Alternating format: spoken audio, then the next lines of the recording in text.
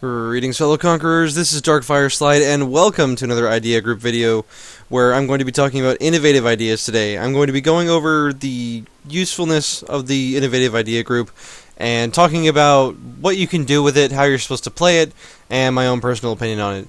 So, without further ado, let's just get right into it. First we have Patron of the Arts. First idea, we get Prestige Decay minus 1%. What this does is, normally Prestige decays at a rate of 5% per month, gravitating towards 0.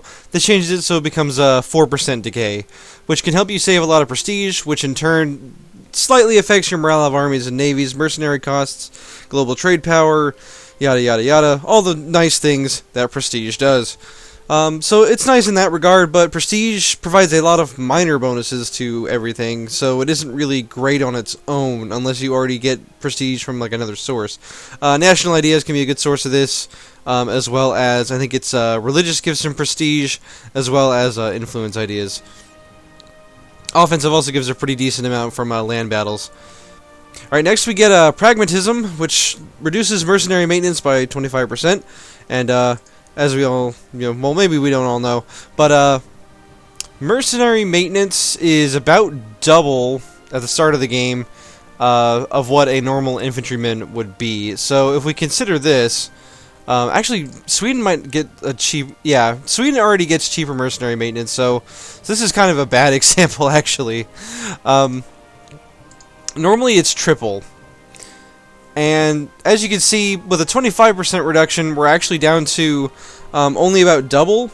So if you get about a half reduction on it, then you would be about to where maintenance on infantry is. So if you are playing a nation such as Sweden that already gets pretty nice mercenary reductions, or if you take administrative and innovative ideas and kind of stack the maintenance maintenance reductions, then you can get some really cheap mercenaries, especially if you combo it with like quantity and defensive to get even less land maintenance. And in fact, if you just go ahead and take economic as well, and that'll get you a base 30% on all your troops, and then that'll stack to be something like an 80% reduction on mercenary maintenance, and they'd probably actually end up being cheaper than your normal troops, which is pretty hilarious. So it's pretty good. It's pretty good overall, I would say. Next we get Scientific Revolution, which reduces technology cost minus 5%. And this would seem to be a very good idea. I know I see a lot of new players talk about, they're like, oh, I should take this because it helps me with my tech. Well, it does, but the thing is, it only saves you, it doesn't save you as many points as you would think. So, if you finish the innovative idea group somehow by tech 8, so all of your techs are at 8, and you finish this idea group, you would save a total of 2,160 points, which seems like a lot. Except that Humanist, if you finish Humanist before you take any other ideas, if you finish this, this idea group, you save 2,800 points on, ideas, which is more points. Which is especially useful if you're taking more of one idea, like military idea groups. And remember, this 2160 points is, it's all 3 types, so really you're saving about a total of 800 points per tech type. It's okay. It helps. It saves you points. It's nice, but it's not as amazing as it might seem. When you consider, for example, that administrative ideas gives you 10% reduction in, admin tech costs, which is, depending on how early you get it, a pretty significant reduction in admin tech costs. And core creation costs, minus 25%, is going to save you just a ridiculous amount of admin points on coring things. So, bearing that in mind, next we get on to Dynamic Court, which is possible advisors +1. This can be useful if you need a theologian or you need a statesman, for diplomatic, for local unrest reduction or diplomatic reputation, respectively. This can be very useful because you might roll into one. However, you might also roll into a identical advisor. So it can be useful, sometimes isn't. Next we have Resilient State, which is reduce inflation cost. And what this does is normally, if we look at our economy here, reduce inflation is normally 75 admin points. So this lowers that by 10%.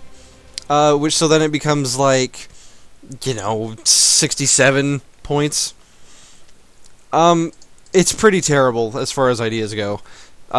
This idea is really bad. It doesn't really do all that much. It saves you a tiny amount of points, but doesn't really do much else. Alright, next we get on to possibly the best idea out of the entire group of innovative ideas, which is optimism, which lowers monthly war exhaustion by minus 0.05. And why is this good? Well, normally war exhaustion does not go down at all while you're at war. It only goes down when you're at peace. What this does is even while you're at war, if you're not accruing any war exhaustion while fighting in the war because you're not doing sieges, you're being a lazy ally, whatever, what have you. Then you will still reduce war exhaustion, which is really nice. It's a very good idea. And if you're fighting constant wars or getting dragged into wars you don't want to be in, or fighting really long wars too, this is a very useful idea that will allow you to be, ironically, like resilient state is the bad idea. This one should be called resilient state, because that's basically what this allows you to do. But yeah, arguably, in my opinion, the best part about innovative ideas themselves, just the ideas. Lastly, we get Formalized Officer Corps, which gives you a leader without upkeep +1, and I think the only other idea group that gives that is Aristocratic Ideas. Yeah, as far as I know, I think that's the only other one that really does that. So, this can be really nice. However, note that when you are at Empire rank, I believe your base amount of generals is 2. And then if you have at least 25 power projection, you have 3 for free. So if you have more than 3 stacks, this is useful. But otherwise, I don't know. I don't really... It can be useful. It often isn't, because paying for 4 generals with mill points can be very expensive as well. That's something else to consider. Really what this idea is meant to do, in my opinion, is let you get admirals. So if you're a naval nation, you might want to consider taking this. But I mean, it can be useful if you haven't reached Empire rank yet. It's a very versatile idea, but it also can be useless depending on the situation, or just a waste of points. And lastly, we get advisor costs, minus 25% for completing the idea group.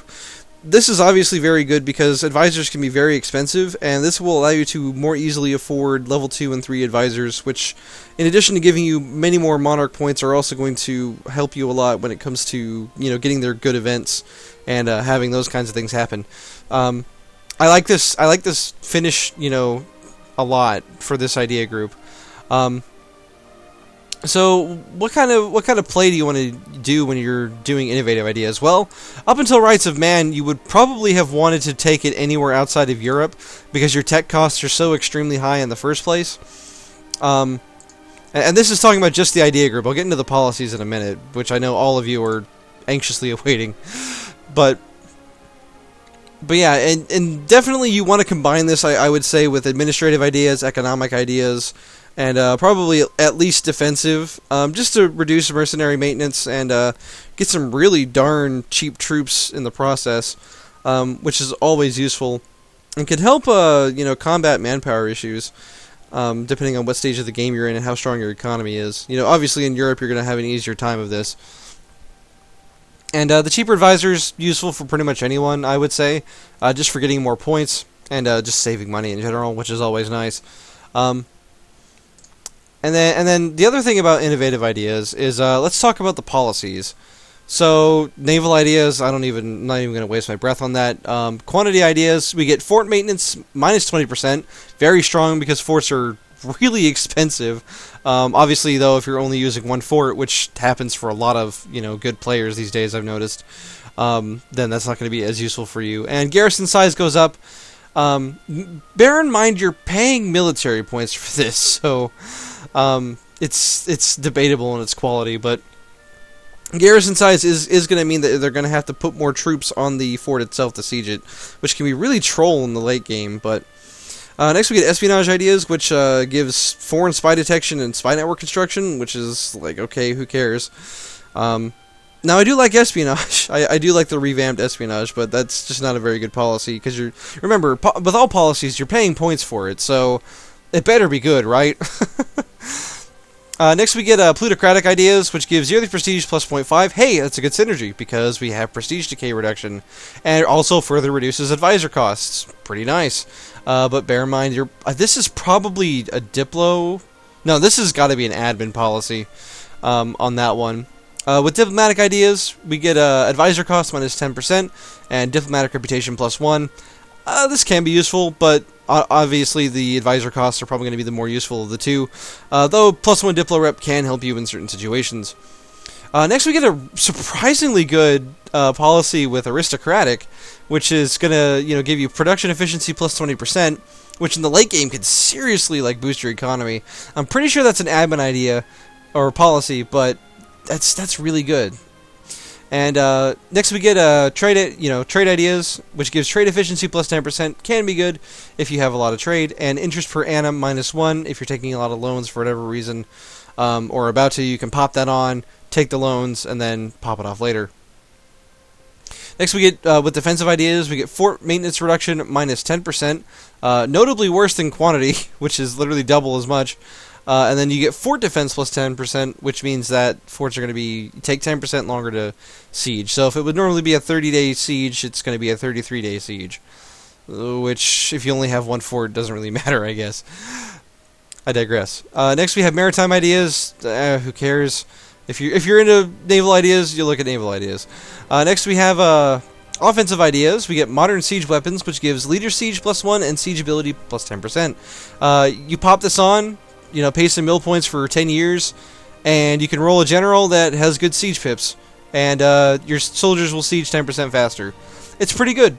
It's pretty good. And offensive is, in my opinion, still the best overall military idea group just for what it does. But yeah, it's a nice bonus.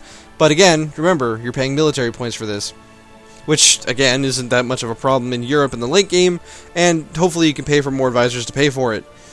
Alright, next we get the most, in my opinion, contentious, not even contentious, the most revered and renowned policy probably in the game that, everyone rushes to the defense of innovative, at the mere mention of this policy, and that's modern firearm techniques, which is a combination with quality. And I have seen very few arguments for quality that do not include a mention of modern firearm techniques. And what that does is it increases infantry combat ability plus 20%. And what that means is your troops inflict 20% more casualties and 20% more morale damage, which is pretty good. It's well worth the military points you're paying for it, especially since you already have 10% from quality anyway, so you're at 30% total when you take this idea. And of course, if you're Sweden or Prussia, then you're gonna get up to 50%, and your enemies are going to cry because you're broken. Next, we get with influence ideas, we get advisor cost minus 10% and aggressive expansion impact minus 10%. Pretty good, and if it costs Diplo points, then even better on that one. Lastly, we get benign neglect with exploration ideas, which gives global trade power plus 10%, can be pretty good, and settler chance plus 5%. I don't know if that's the base chance. I assume it's the base chance, so that actually could be pretty good for getting new colonies. But now I kind of want to talk about why I don't really care for innovative ideas. And it's kind of funny because when people defend quality ideas, they tend to defend innovative under the same grounds. They're like, oh, but you get modern firearm techniques, you get infantry combat ability. It's like, yes, it's good, you're right. And if you have innovative and quality already, yeah, by all means, take it. It's good. It makes your troops really good. But the reason I don't like taking innovative is the same reason I don't really like taking quality, and it's because when I take quality, I feel like I have to take innovative. And when I take innovative, I feel like I have to take quality because that policy exists, because it's that good. But the thing is, I don't always think that's great for every nation. Obviously, it stacks really well with a lot of European countries who get great military bonuses in the first place. But notwithstanding, I want to kind of talk about other admin idea groups and really see what advantages they bring to the table. So the thing about the tech costs with innovative is the later you take it, the worse it is. Like I was saying, if you finish this idea group somehow, or sorry, if you get this third idea by Tech 8, which is actually fairly reasonable if you take innovative as your first idea, then this will save you 2160 points, which sounds good. If you take this later in the game, that is going to be significantly diminished. Whereas something like, administrative ideas, core creation cost is, if you're, playing like a normal person, not playing tall. Not to judge people who play tall, that is a way to play, I'm looking at you, Netherlands. But if you're playing like most people play, which is trying to take land, then core creation cost is, in most situations, going to be just far and away better in saving you admin points that you need to core land that you've conquered. And more to the point, administrative ideas reduces mercenary cost and mercenary maintenance. So if you want to spam mercs, this idea group is even better. While also giving you interest per annum down, and I mean administrative, it's just so good. It's just so good. But another idea group that, I rated this as my best idea group in the game right here, and this is Humanist, and some people tend to disagree, but, it all comes down to opinion anyway, and it's all subjective, but I digress again. I like Humanist a lot, because when you take Humanist, you don't really run the risk of getting rebels as much. You don't, when you finish this idea group, basically no matter where you take land, you are almost guaranteed to never get rebels. And that saves you so much money and manpower on not having to reinforce your armies. And more to the point, if you finish this idea group early, before you take any other idea groups, this will save you, 2,800 points, which is more than what, innovative will do, for most of the game. It is just always going to be better for the most part. Now, the thing about administrative and humanist is their policies aren't as good, but there is an idea group that does get really good policies, and that's religious ideas. I mean, you want to talk about like if I had to choose between quality quantity and religious and quality quantity and innovative, I would go with quality quantity religious. And the reason for that is because you can get morale of armies plus 20% from policies by doing that. And that's just really good. But more to the point, with religious ideas, if you have any neighboring nations that aren't your religion, you get Deus Vult. And you can declare war on them with that CB, and you can take any land without paying Diplo points. It's wonderful and stupidly good. And as well as getting the rest of the bonuses of religious ideas, which is, better conversion, more prestige, tolerance to the true faith, which is always nice. And yeah, so that's another great idea group. And another idea group I don't really like, but that I could find a better case for than innovative, is economic ideas. And, I don't personally like taking economic ideas that much, because I like the benefits that administrative, humanist, and religious confer, because administrative and humanist save you a lot of, monarch points, just inherently. And monarch points are, in my opinion, more important than money most of the time. But that being said, I do like economic when I take it. Obviously, I like having more money. I can field a bigger army. I can build more buildings to get a bigger force limit, to build a bigger army. And it kind of stockpiles, which is nice. And I don't really get any of this out of innovative. The main thing I get out of innovative is monthly war exhaustion reduction and modern arms. So any of these other bonuses that I take, it just doesn't seem as good to me. Like, I would much rather have administrative, humanist, I'd much rather have these two than any of these three. Now, if I'm a crusading state and I want to crusade against anything that's not my religion, I would probably take religious instead of humanist, but I would almost always take administrative ideas, just because the way I play, I'm always conquering land and I'm always paying for coring. And so that coring cost reduction is going to be much more important to me. So, yeah, with innovative ideas, I feel like I'm taking a hit by taking this idea group. I mean, obviously, yes, it does get a good policy with quality, which is the infantry combat ability, which is pretty good. and it combines well with quality. And with quality and economic, if you also take economic, you can get an additional 5% discipline. It's nice. It is the way to building a better army. But I just don't find innovative to be that good of a group. It's nice, but it's not nice enough to beat administrative or humanist or religious, or even, in my opinion, economic. It just doesn't save you enough money. It doesn't save you enough points. The only thing it really does is save you the pain of war exhaustion and maybe some points from an extra general or two. So that's kind of my opinion on innovative ideas. You may disagree. I know there are some diehard fans of innovative out there, and some people would probably argue as well that getting modern arms is well worth taking the hit for innovative ideas. And this is just what I've gathered from my last video about quantity and quality, but I would argue that those are probably the same people who say that in multiplayer things are different, and I would agree. In multiplayer things are different because most people are in Europe, and most people have crazy good ideas. It's a little bit different when you're a little nobody out in the middle of nowhere trying to build an empire, I would argue. So that's my take on innovative ideas. I don't really like innovative ideas that much. I've explained how to use it, but as I've said, numerous times already, I just don't find it to be that appealing. I feel like it's an opportunity cost compared to administrative, humanist, religious, and even economic ideas as an admin group.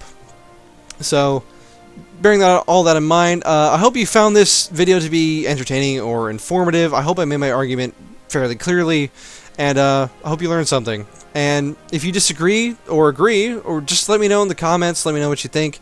I'm not going to be offended if you share your opinion. In fact, I actually encourage it. So, by all means, please let me know what you think, because maybe I'm wrong. Maybe I'm missing something about innovative that makes it the crazy, goodest, bestest, awesomest idea group in the game. But I have a feeling that I'm mostly right about this. But anyway, that's enough rambling for now. Thank you for joining me, my fellow conquerors. Best of luck to you and your conquests. Godspeed and all that. And I'll see you guys on the next one.